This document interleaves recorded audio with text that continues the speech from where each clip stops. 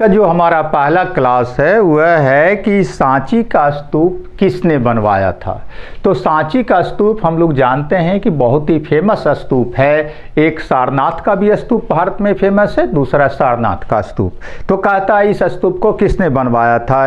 ए में विकल्प है चंद्रगुप्त, बी में कौटिल्य, सी में गौतम बुद्ध और डी में अशोक। तो उत्तर जो होगा वह है डी होगा, मतलब अशोक होगा। तो जो बौद्ध ग्रंथ है, बौद्ध ग्रंथ के अनुसार मौर्य सम्राट अशोक ने 84,000 स्तूपों का निर्माण करवाया था और इन स्तूपों में से सारनाथ और सांची का जो स्तूप है वह विश्व प्रसिद्ध स्तूप है। अब है कि स्थापत्य कला के दृष्टिकोण से अगर देखें तो सबसे बेहतरीन स्तूप सांची का स्तूप ही माना जाता है। और ये जो सांची का स्तूप है वह मध्य प्रदेश का एक जिला रायसेन है, उसी रायसेन जिला में सांची का स्तूप स्थित है। दूसरा क्वेश्चन हमारा आज का है कि अशोक के शिलालेखों में प्रयुक्त भाषा है।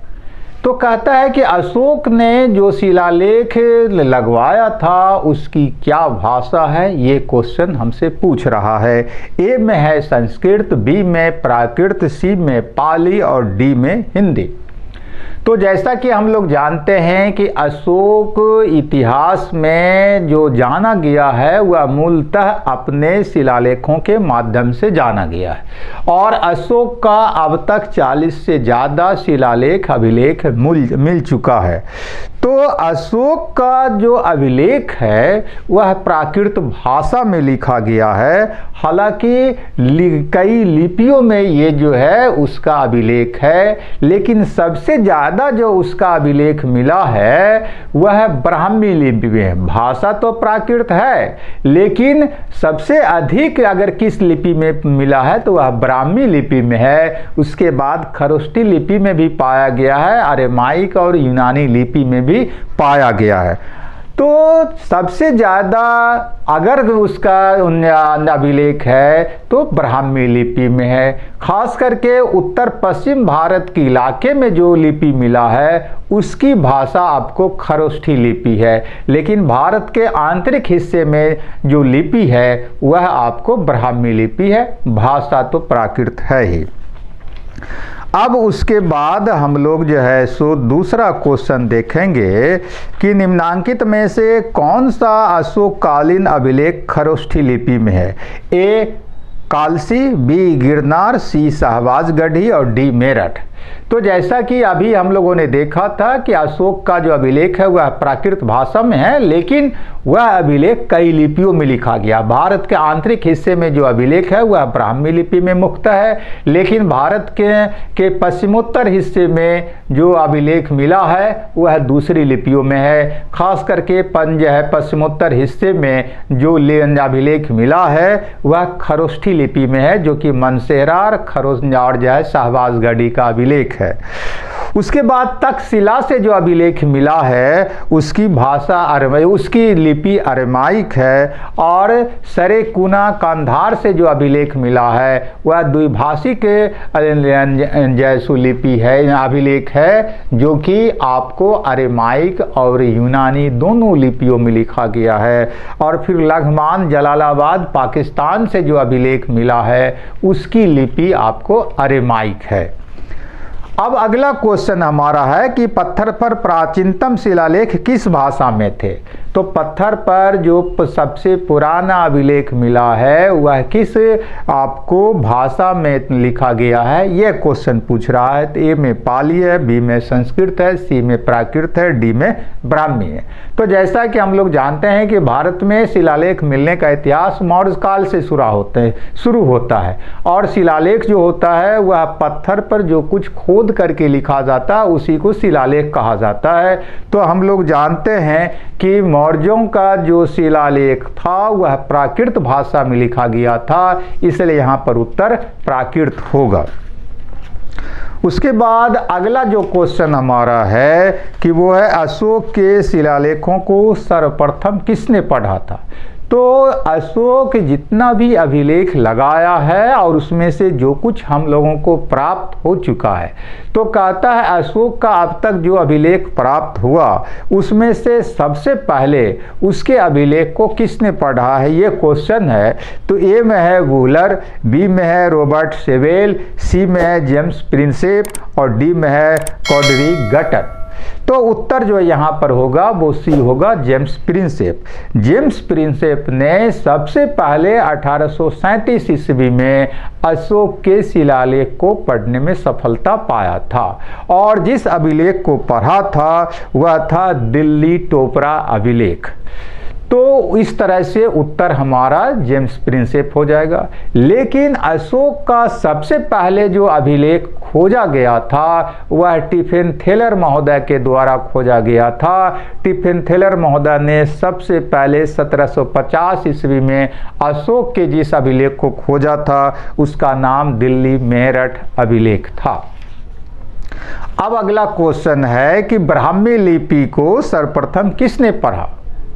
यहाँ पर जो है लिपि है, पहले था, अगला पिछला क्वेश्चन था शिलालेख। शिलालेख को किसने पढ़ा, यहाँ पर है कि ब्राह्मी लिपि को किसने पढ़ा। ए में कनिंघम, बी में जो आपको एच दानी, सी में व्हीलर और डी में जेम्स प्रिंसेप। तो जाहिर सी बात है कि अशोक का जो शिलालेख था उसको सबसे पहले किसने पढ़ा था, तो जेम्स प्रिंसेप ने पढ़ा था। और जो है जेम्स प्रिंसेप ने ही ब्राह्मी लिपि को ही पढ़ने में सबसे पहले जैसे कामयाबी प्राप्त की, तो इसलिए जो है उत्तर जेम्स प्रिंसेप होगा। और जेम्स प्रिंसेप कौन था, तो हम लोग जानते हैं कि यह ब्रिटिश ईस्ट इंडिया कंपनी में भारत में एक अधिकारी के रूप में कार्यरत था। अगला क्वेश्चन हमारा है कि निम्नलिखित में से प्राचीन भारत की कौन सी लिपि दाहिने से बाएं ओर लिखी जाती थी। तो कहा जाता है कि आपको कौन सी प्राचीन काल की वह लिपि थी जो दाईं ओर से बाईं ओर लिखी जाती थी। तो ए में है ब्राह्मी, बी में है शारदा, सी में खरोष्ठी और डी में जो है नंद नागरी और ई में है उपर्युक्त में से कोई नहीं, ऑब्लिक उपर्युक्त में से एक से अधिक।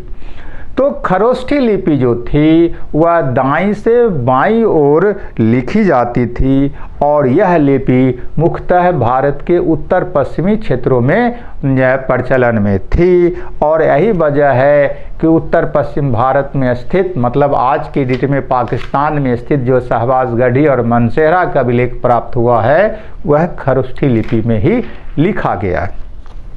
अगला क्वेश्चन है कि अपने शिलालेखों में अशोक सामान्यतः किस नाम से जाने जाते हैं।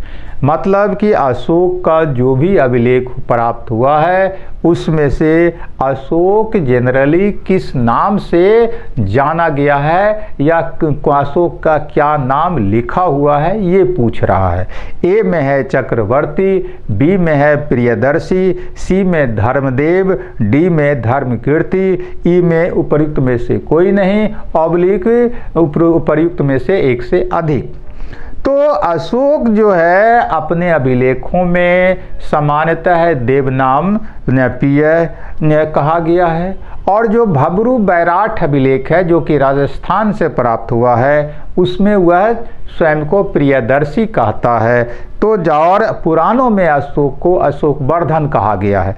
तो यहाँ पर जो चार विकल्प है उसके मुताबिक बी होगा प्रियदर्शी, जिस नाम का चर्चा अशोक के भबरू बैराठ अभिलेख में मिलता है।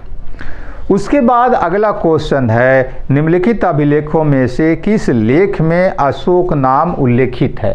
तो अशोक नाम अशोक के किस अभिलेख में मिलता है ये क्वेश्चन यहाँ पर पूछ रहा है। तो ए में है भबरू अभिलेख, बी में है 13वां शिलालेख, सी में है रुमिंदई स्तंभलेख और डी में मास्की का लघु शिलालेख। तो अशोक का नाम अशोक उसके चार अभिलेखों में मिलता है। एक है आपको मास्की का अभिलेख, दूसरा है गुर्जरा का अभिलेख, तीसरा है नेत्तुर का अभिलेख और चौथा है उडेगुलम का अभिलेख। तो और जो है इसके अलावा शक शासक रुद्रदामन जो था तो उसका एक प्रसिद्ध अभिलेख है जूनागढ़ अभिलेख। उस जूनागढ़ अभिलेख में भी अशोक का नाम अशोक मिलता है।